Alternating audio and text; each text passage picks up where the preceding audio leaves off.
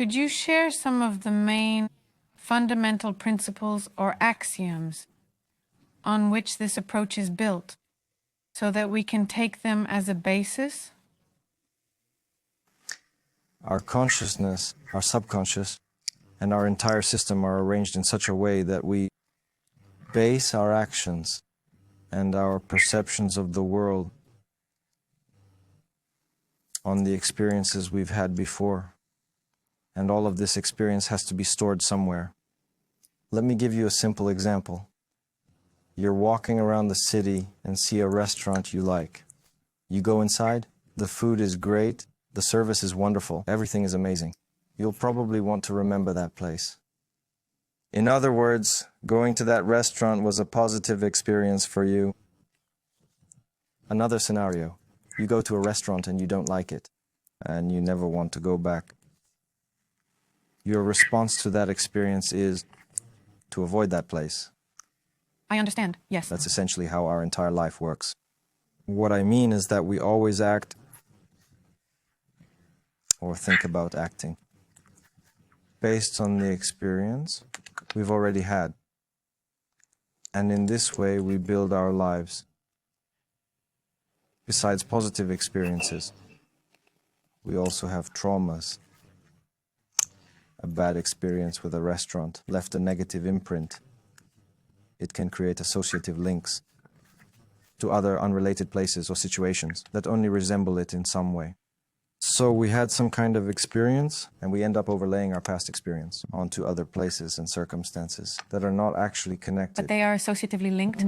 And this leads to an illusory view of things and often confuses us. Our task is to find that stored information and work it through so that we can see things as they truly are, without projecting, without imposing negative worldviews. A clear, pure consciousness? Yes, a clear, pure view. We begin to see things as they are, more and more. If we remove the trauma from our consciousness and keep only the pleasant impressions, like that pleasant restaurant, then our life starts to consist of positive impressions with a minimum of negative ones. This leads to less suffering. We get sick less often, and tensions that cause certain illnesses begin to dissolve. We simply have a greater chance of being happy.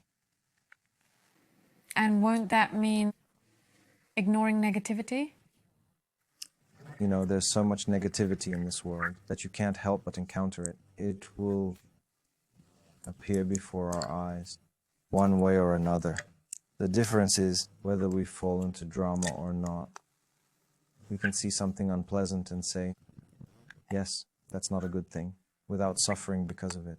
By drama, you mean losing your ability to function, losing self-control? Among other things, many people these days notice heightened anxiety in themselves. And of course, it interferes with their lives. It prevents them from being effective, joyful, happy, simply because they see so much injustice and suffering around them and focus on it.